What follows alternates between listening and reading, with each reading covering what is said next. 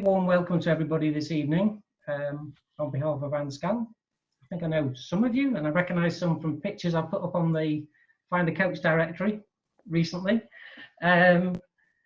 So shortly we're going to hear from Kathy. She's going to be our presenter this evening, and she's going to be talking about acceptance and commitment therapy.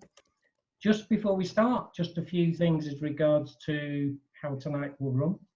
So Kathy will talk for about 50 minutes, 55 maybe. During that time, if you've got any questions, feel free to type them in the chat box. That's why I got you to all share where you're from, so at least you found the chat box now. And we'll come back to those questions at the end, if that's okay. And also, if you've not put anything in the chat box, you can still ask questions at the end if you're still with us. Feel free to take notes as we go through. We're not officially recording this for general purpose. However, if you do want a recording, if the recording turns out okay, we might make that available through contacting Kathy, because this is her workshop material. Okay. If you can all remain muted during the actual presentation by Kathy, that'd be brilliant. Then everybody gets a good experience from a video and an audio point of view as well. Okay, so hopefully I've missed nothing in the chat box. Okay, so Kathy, about Kathy. So Kathy Shaw is an experienced healthcare professional, having worked as a registered nurse, as a supervisor, educator, mentor, and a manager. As an educator and mentor for nurses, Kathy realised her passion for helping others to succeed and shine in all aspects of their life. So Kathy's now also an accredited ANZCAL coach. And tonight she's going to provide us all with an introduction to acceptance and commitment therapy, or in short, it's called ACT. Just to get an idea, how many of you actually come across what's called the traditional cognitive behaviour therapy? Do you want to just type in the box so we can just get an idea? Yes or no? So Anna says yes, she's come across CBT before. Oh, we're getting a lot of yeses here. Oh, that's good. Yeah. So Okay. ACT is one of the therapies that comes under the CBT banner. So in terms of CBT, those that know it, then we're not going to mention that really as such. The key thing is CBT, and Kathy will talk about ACT and what it helps, but CBT, as you're aware, helps things like depression, anxiety disorders, effects from trauma, and many other conditions. And as Kathy actually said, ACT is an innovative form of behavioural and cognitive therapy that's built upon both the strengths and the weaknesses of traditional CBT. So that's as much as I'm going to say. I'm going to hand you over to Kathy. So Kathy, welcome. It's over to you. Thank you. Excellent. Hey, nice to see you all, although I've chosen not to have you on camera in front of me, but hopefully that you can all see my face very clearly. So just a little bit more of a background on me. I am a registered nurse still, and I do work part-time for Auckland University as a lecturer, as well as run my coaching business. And so one of the papers I teach, we actually incorporate a lot of acceptance and commitment therapy within the paper. And this is because we've found that nurses, many moons ago when I trained in the 80s, learned a lot about talking therapies and were quite involved with using them in mental health practice, and tended to move away from it when they introduced SSRIs, which are the drugs like Prozac. And it's kind of important that we now look back again at what these therapies are able to do for people who are suffering from anxiety and depression and other disorders, mental health disorders. So yeah, so it's making certainly making a big comeback in nursing education again. So yeah, as Paul said, I'm going to talk to you about ACT, or acceptance and commitment therapy. Sometimes it can be changed to acceptance and commitment training. And basically it is, let's get my slide to move. It's a creative mindfulness-based therapy, and it's about taking values-guided action. And so that's how it resonates really well in my coaching role as well, obviously because I work with clients around their values. Does not seek to get rid of any of the symptoms, but symptoms often reduce as a byproduct of using ACT therapy.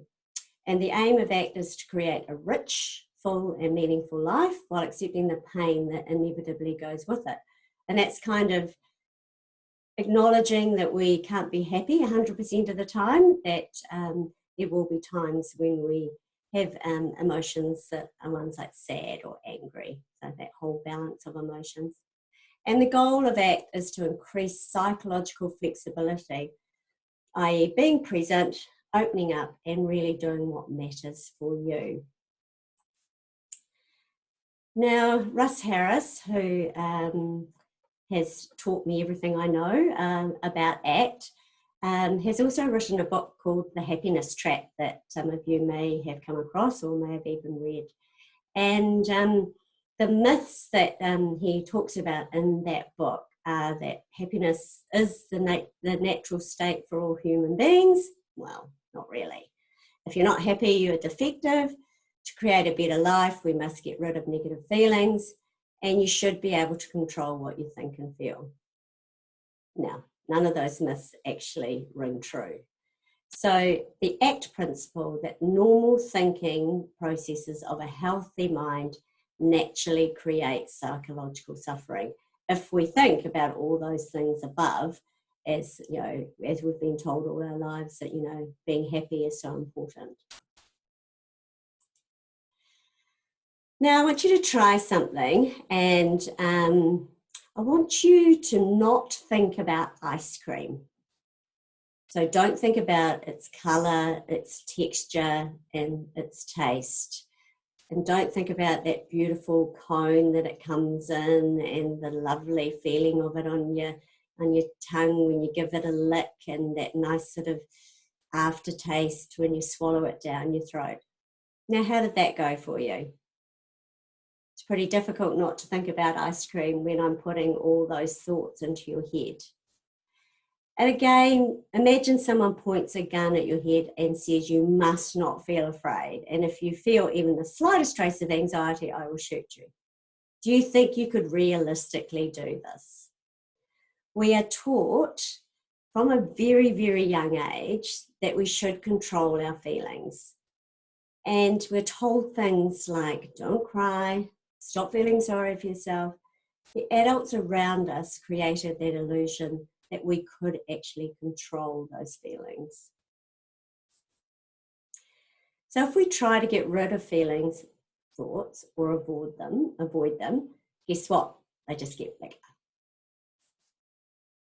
So some of the common control strategies that we might use or our clients might use are things like trying to hide and escape from our feelings, maybe do something that takes you away from actually having to feel that emotion that doesn't feel very nice.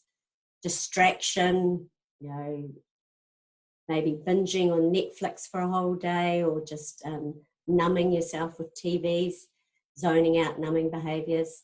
Suppression of feelings, arguing with your loved ones, taking charge, or even some self-bullying, which is, as you know, not good for you. So the problem with any of those previous control methods is that if we use them in moderation, they're absolutely fine.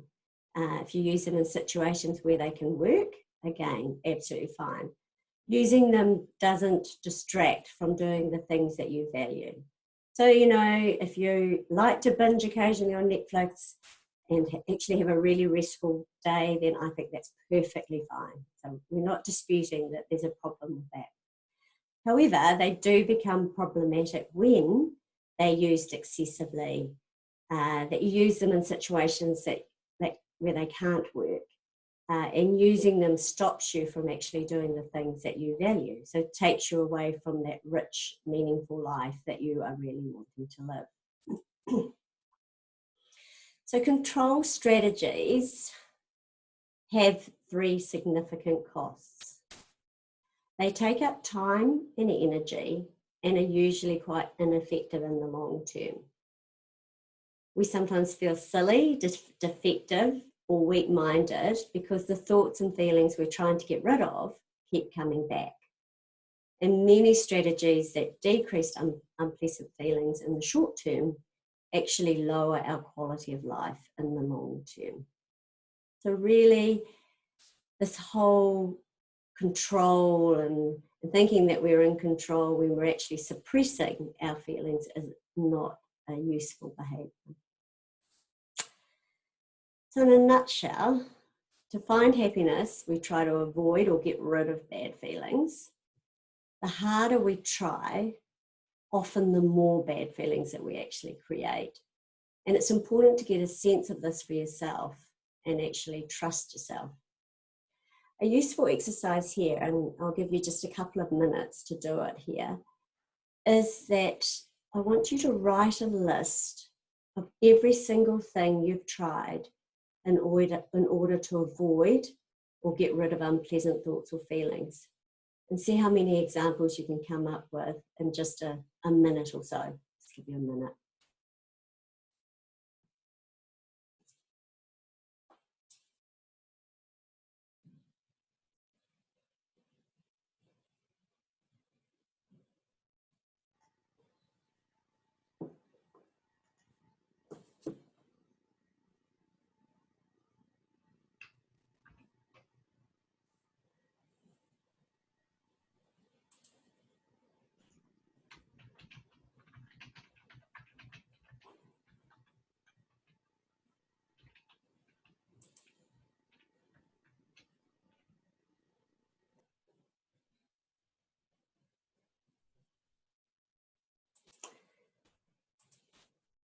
So once you've done your list, have a look at it. Did it get rid of my painful thoughts and feelings in the long term? Was the day that I felt really sad and just hid under the covers in my bedroom and didn't come out, was that a useful thing for me to do?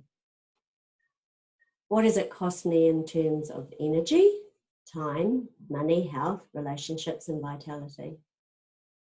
And did it bring me closer to a rich, full, and meaningful life?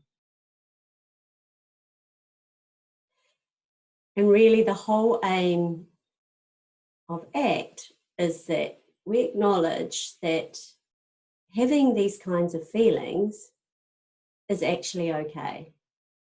And by working with people, we can actually help them immensely. So let's get into the crux of acceptance and commitment therapy. So there's 6 core principles of ACT, and they're here on this list. We have diffusion, expansion, connection, the observing self, which is sometimes actually changed to spacious awareness. We have values and committed action. So what I'm going to show you is a psychological flexibility diagram here, and hopefully you'll be able to read it. So up the top, we'll start over here with expansion. So expansion looks at opening up, so actually making room for painful feelings, sensations, urges, and emotions. So not really trying to suppress anything that's coming up for you. Diffusion is watching our thinking, unhooking from our thoughts, and actually holding them lightly. The self as context is the observer self, or as I said, that sort of self-awareness or spacious awareness, sometimes called the watcher within. And then committed action is doing what it takes, guided by the values that are most important to us. And of course, then up there, you've got your values, so know what matters, and being in contact with the present moment. So being here now, in the present, and no automatic pilot. So the opposite of the psychological flexibility is psychological inflexibility, which is basically the opposite of what I've just discussed in the prior one. So you have experiential avoidance, so getting rid of or escaping, avoiding those thoughts, feelings, and emotions. You have cognitive fusion, where you actually get entangled and dominated by those thoughts or your own self-stories. Attachment to the conceptualized self, so the story about who we are, the self-description, whether it be positive or negative. The action that it's not working, moving away from values and actions that make our life meaningful, rich and full.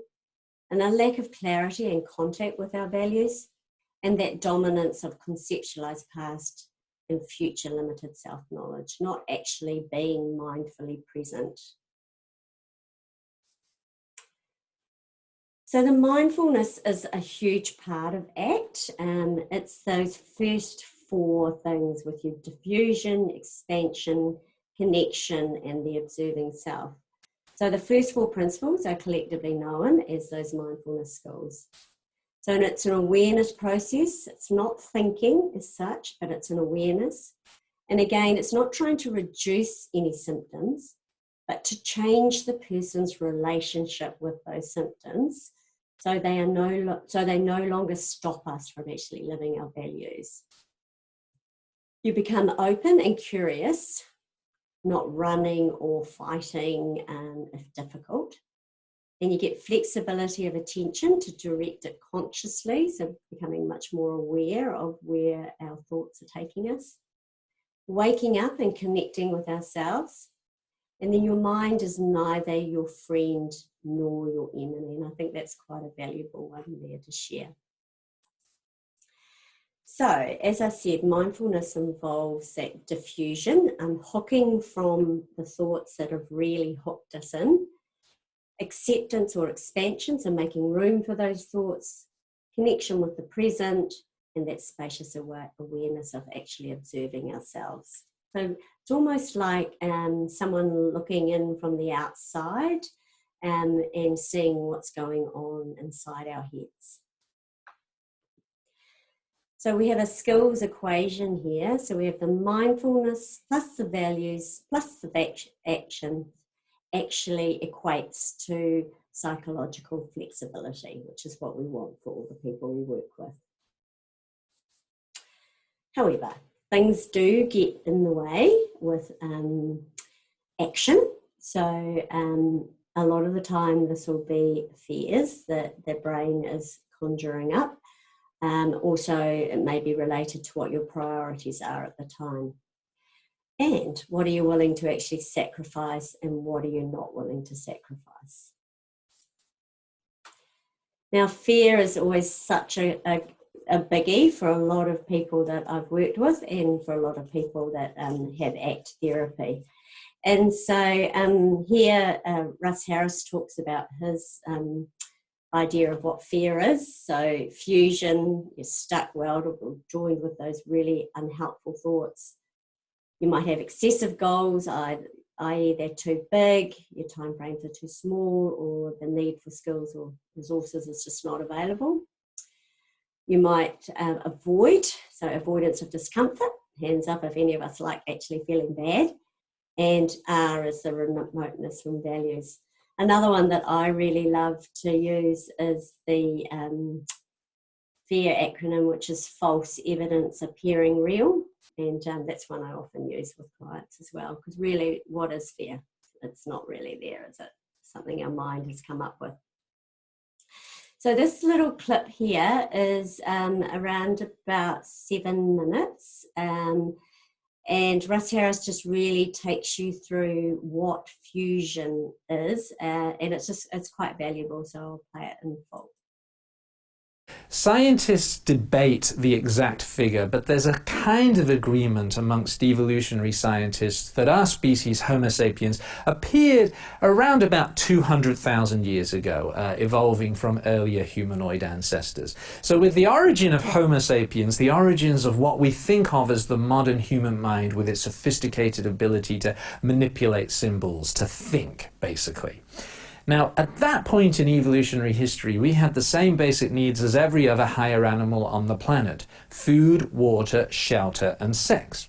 Not all at the same time, gets a bit messy, but those are the basic needs. And none of those things is important if you get killed, right? If you're dead, food and water and shelter and sex don't matter anymore. So what's the number one job of the human mind? The job it has to do better than anything else, it has to stop you from getting killed. So how does the evolving human mind stop you from getting killed? Well, one thing that's essential is it's got to be on the lookout for danger. It looks for danger, it's alert for danger, it anticipates danger. If there ever was a caveman or cavewoman whose mind wasn't very good at spotting danger, that person didn't live very long. If there ever was a caveman or cavewoman who was Mr. or Mrs. Positive Thinker, always optimistic, always looking on the bright side, oh, that rustling sound in the bushes, that's just a bird. So the caveman that was always thinking positively and optimistically didn't live long enough to have children and pass on his genes to the next generation. You certainly didn't evolve from that one. You evolved from the one that was always on the lookout, always anticipating danger, expecting the worst, prepared for the worst. Even if that caveman or cavewoman was wrong a lot of the time, you know, the times that they were right saved their life, so they lived longer. Another thing that is essential if you want to survive in primitive times is you've got to fit in with the group. If the group kick you out, the wolves will have you for breakfast. If you survive breakfast, the bears will have you for lunch. You've got to fit in with the group. So how does your mind ensure you fit in with the group around you? Well, it compares you to every other member of the group. Am I fitting in? Am I doing the right thing? Am I contributing enough? Am I following the rules? Am I doing anything that might possibly get me rejected? Does this sound a little bit like your mind today? Constantly seeing if you're contributing enough and following the rules. The problem now is that it's no longer just a small group. 200,000 years ago, there weren't many people in your group. But now, your mind can compare you to people all over the planet, in books and TV shows and movies, fictitious characters. Teenage girls can now look at photographs in women's magazines of supermodels with airbrushed bodies and compare their body to those. This constant comparison to other members of the group starts to create, from a very young age, the I'm not good enough story. And it's like the best kept secret on the planet. We're not allowed to talk about the I'm not good enough story. Let's think of a normal social situation.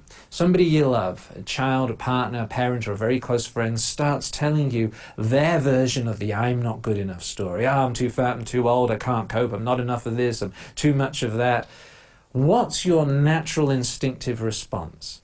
Your natural instinctive response is to say to the person, that's not true, don't think that way.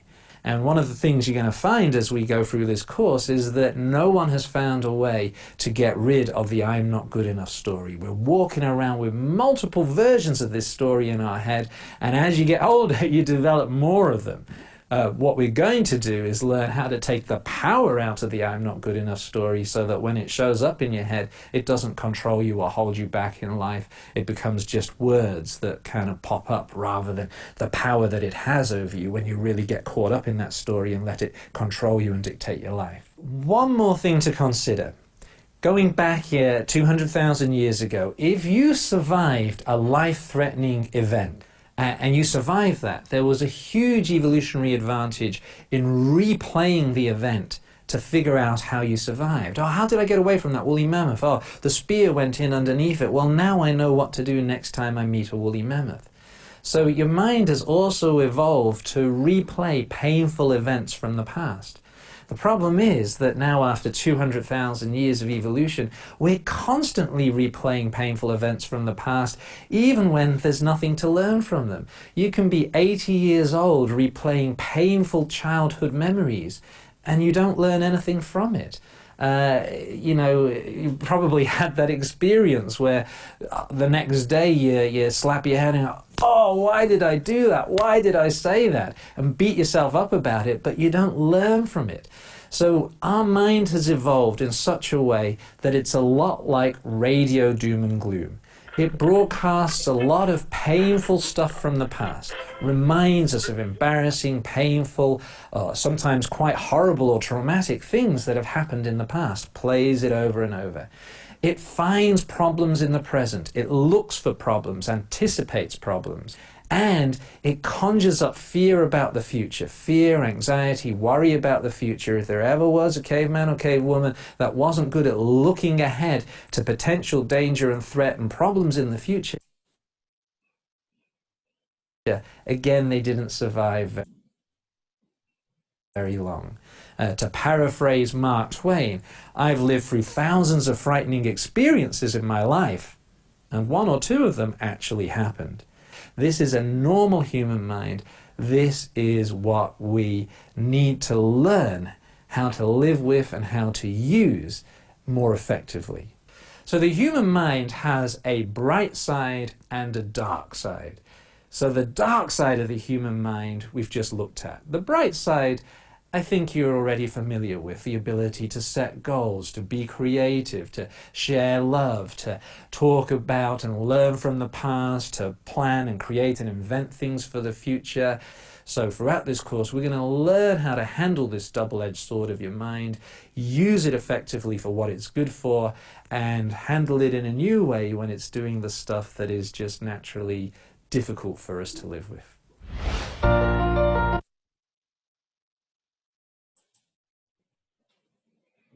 So as you can see, these clips that Russ makes are very much directed at the people we work with. So they're not at a really high sort of complex level. And so they're actually available for you to use with your clients. And I have used a couple of them. Maybe not this one, as this one is a little bit long. But the main thing that he was getting at from that was that you know, the brain evolution, which that psychoeducation is always really valuable to talk about with our clients, and that he believes that only the strongest survived, and maybe the optimists were actually killed. And also that sense of connection is still very strong within us. And our brain really likes to revisit painful memories, and that it has stored in its own memory bank. The brain anticipates problems and conjures up the dangers and threats in our future from our experiences that have happened to us. So fusion here talks about the fact that a thought can actually seem like the absolute truth, a command that you have to obey, something that a rule that you must follow, a threat you need to get rid of as soon as possible, something happening right now, even though it may have been in the past or in the future, and something very important that commands all of our attention, and something that you won't let go of, even if it worsens your own life. And that's really when people are really stuck with those thoughts, and especially in people that are suffering from anxiety and depression, they're very fused with what their brain is conjuring up with the thoughts that they're having. So diffusion, obviously, which is the opposite of fusion, you learn to see the thoughts for what they are, that they are nothing more or less than words. You don't expect anything, you just observe what happens. The thought may go or not, the technique may work sometimes and not others. You're human, your thoughts will snare you again. But once you learn how to unhook from them, you know that you can actually unhook from them. And like any skill, the more you use it, the better you get, just like any other muscle that we have in our bodies. So here's a little bit of a step-by-step process of diffusion. And you can use this when you're working with your clients. So you can identify with them the problematic or challenging thoughts that they're having, and ask them, what does your mind say to you about that? When your mind wants to beat you up, hold you back, bring you down, what kind of things does it say to you? You know, this is the little inner critic inside our head that is telling us that we're not good enough story. And if I could listen in, what would I actually hear inside your head? And that's quite valuable. Russ also talks about like taking videos of you on a stage, and what would the video show us? Number 2 is to identify the consequences that are occurring as a result of your fusion. So when you get hooked by those thoughts, what's actually happening for you? What things are you doing? How does your behaviour change? Yeah, if I was watching a video on you, what would I see or hear? And what happens after that? And how does that impact on your life? And it might be the fact that if someone's really fused with, you know, how bad they're feeling, that they escape from their family, they choose not to spend time with their children, or they escape and use alcohol and drugs as a way of getting away. So we know that fusion is a problem. So when you get hooked by, pushed around or caught up in those thoughts, they have a big impact on you. And the more you get hooked by them, the more stressed you are, and the more you get stuck, the harder life gets. So it's important to actually talk about normalizing those negative thoughts. So by actually saying to the person that that's perfectly natural thoughts and that most people have them. By even saying to them, my mind is much like your mind, so my mind comes up with the same stories as your mind does. And a little bit more on that psychoeducation of how the mind evolved to actually think like this, which I'm sure a lot of you are very good at. And the new possibility is, maybe I don't know how to stop your mind from generating those thoughts, but I do know a different way of responding to them so that when they show up, you don't have to get caught up in them. You don't have to struggle with them or get pushed around by them. Would you be interested in learning how to do that? And this is when you're seeking permission to actually try something with them that perhaps they've never ever tried before. Now, one of the things that I do quite often with my clients is a little mindfulness exercise, which is one of Russ's exercises. And so I'm going to briefly take you through this now, and I'll do it in a reasonably quickish way so that we manage to get through the whole lot. It's called Leaves on a Stream exercise. So some of the people that have been in my mentoring group would have done this with me. So what I want you to do is find a comfortable position and either close your eyes or fix your eyes on a spot. And imagine you're sitting by the side of a beautiful, gently flowing stream, and there are leaves flowing past on the surface of the stream. Imagine it however you like. It's your imagination. Now for the next few minutes, notice each of your thoughts as it pops into your head, and then place that thought on a leaf. Allow it to come and stay and go in its own good time. Don't try to make it float away. Just notice what it does. It may float on by quickly, or it may go very slowly, or it may hang around. Do this regardless of whether the thoughts are positive or negative, pleasurable or painful. Even if they're the most wonderful thoughts, place them onto a leaf and allow them to come and stay and go. They may float by quickly or slowly, or they may hang around. Simply notice what happens without trying to alter it.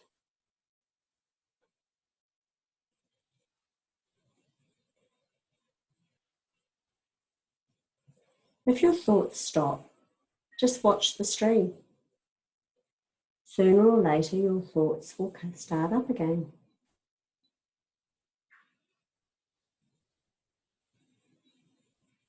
Allow the stream to flow at its own rate. Don't speed it up. You're not trying to wash the leaves away. You're allowing them to come and go in their own good time.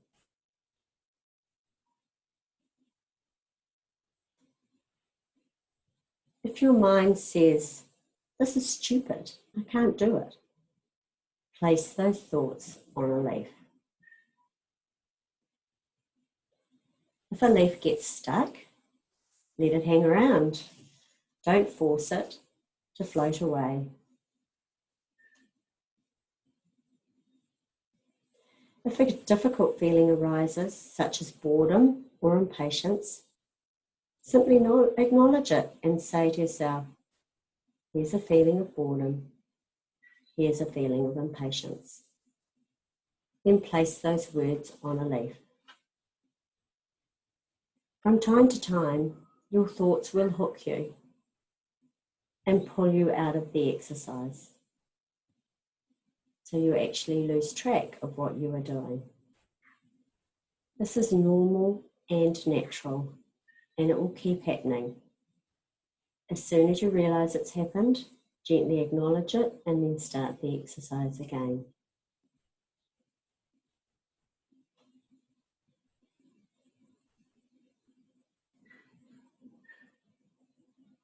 Now, just to bring this exercise to an end, I want you to press your feet firmly into the ground. I want you to sit up nice and tall. And I want you to press your fingers together in front of you and push them quite hard. And then slowly open your eyes. Stretch your arms up high. Give yourself a good stretch. Give your body a good wriggle. And then start to notice what's around you. What can you see? What can you hear? And maybe you can still taste the ice cream on your lips.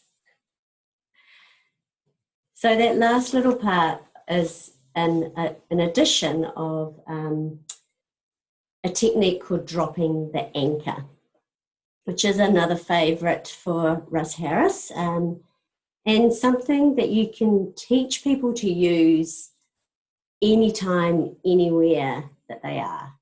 And that, because you can do it standing really, is that just that sense of getting themselves into the present by feeling them pushing down on the floor with their feet and then pushing together with their hands and really focusing in on that.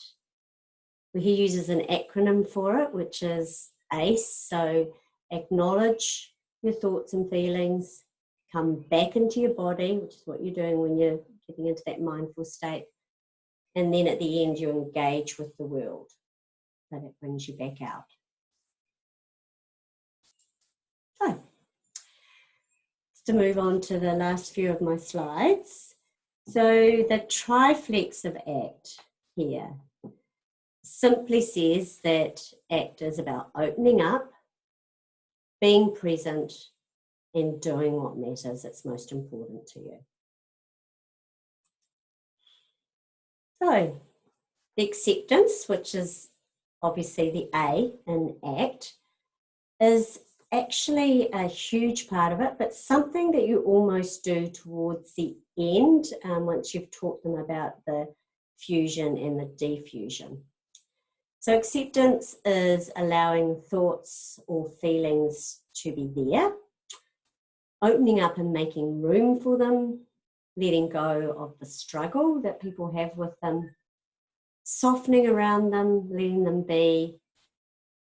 It's not resignation, it's not toleration or tolerating, it's not gritting your teeth and bearing it. Some of the synonyms might be willingness and expansion. It allows us to stop fighting with those thoughts that we're having and to stop wasting energy trying to push them away. So here's a step-by-step process of acceptance. So number one is that you identify that problematic, challenging feeling, emotion or sensation. You identify them. You might ask the person where they are. You might ask them where they are feeling them in their body, and what they're like. And that'll often be, is it a tingling sensation? Is it a pain? Is it hot? Is it a cold feeling? Do I feel it in my stomach? Do I feel it in my head? And then using the 3 N's. And these are something that the more you use them, the more you will actually, is the notice, name and neutralize those thoughts. So validate and normalize them as actually being okay. So normalizing the fact that life is painful, the creation of that reality gap where, we don't need to be happy all the time, that it's okay to actually have a mixture of emotions. Inevitably, fear or anxiety when you step out of your comfort zone might come up. Also giving some more psychoeducation on how emotions develop in our brains and how you would expect someone else to feel under these circumstances. So a lot of that whole, I think Russ talked about it, when someone is feeling sad, you're very quick to actually reassure them, and we often don't do it well enough to ourselves. So identifying the consequences of automaticity and avoidance. So when we get pushed around by those feelings, how does your behaviour change? Again, if I was watching a video, what would I see or hear? What happens after that? How does it impact on your life? And when you get into a struggle with these feelings, what actually happens? Did you ever try to get rid of them? How long did they go away for? And do these strategies work long term? It's always good to actually find out what the person has used in the past and whether it's worked for them. It's just sort of a technique that takes them through realising that maybe it's worked for a little while, and then the feelings have come back. So taking them forward. So automaticity and avoidance is a problem. So when these feelings show up, either they push you around or you get caught up in a struggle with them, which makes it 10 times worse. And the more that happens, the more that this happens, the more you get stuck and the harder life gets.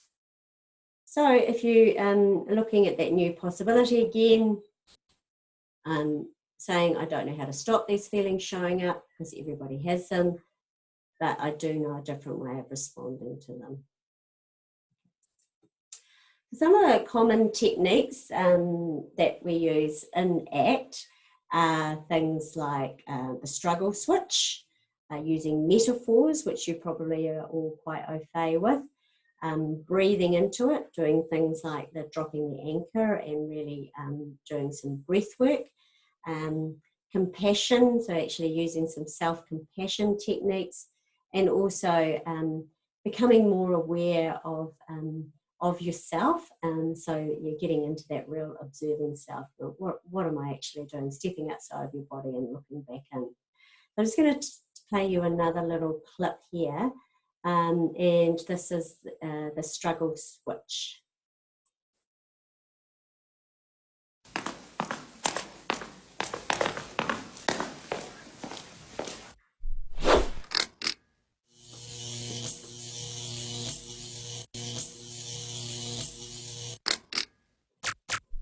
It often seems like we've got a struggle switch at the back of our mind. And as soon as an uncomfortable emotion, a painful feeling or memory shows up, it's like the struggle switch goes on and we start to struggle with it. So let's suppose anxiety shows up. A very common painful emotion that we all get to experience. Anxiety shows up, the struggle switch goes on. Oh, here's anxiety. I don't like anxiety. I want to get rid of my anxiety. Now I've got anxiety about my anxiety. So it's getting bigger. With the struggle switch on, I now get, oh, my anxiety's getting bigger. How do I get rid of my anxiety? Now I've got even more anxiety. With the struggle switch on, I may then get angry about my anxiety. Why does this anxiety keep showing up? I hate this anxiety. Then I might even start to feel sad about my anger. Oh, is this my life? Oh, and then I may start to feel guilty about my sadness about my anger. Oh, how pathetic am I when there's starving kids in Africa? So with my struggle switch on, my emotions get amplified. I've now got guilt about my sadness, about my anger, about my anxiety, And that kind of amplification of emotions gives them more impact and influence over my life, and often gets me bogged down or pulls me into self-defeating behaviors. Now, what happens if I can switch off the struggle switch? With the struggle switch off, anxiety shows up, and it's not that I like it or want it or approve of it, it's just I'm not going to struggle with it. I'm not going to invest my time, energy, and effort in struggling with this anxiety. Instead, I'm going to invest it in doing meaningful, life-enhancing activities, such as spending quality time with my friends and family, or playing with my kids. Now, with the struggle switch off, the anxiety is free to move. It may get higher, it may get lower, it may move quickly, it may move slowly, but the point is it's free to move. It doesn't get amplified by all of these other emotions which make it kind of bigger and stickier and make it hang around for a lot longer. So there's no such thing as a life without anxiety. It shows up for all of us. But when anxiety shows up and the struggle switch is off, it's so much easier to live with than when the struggle switch is on.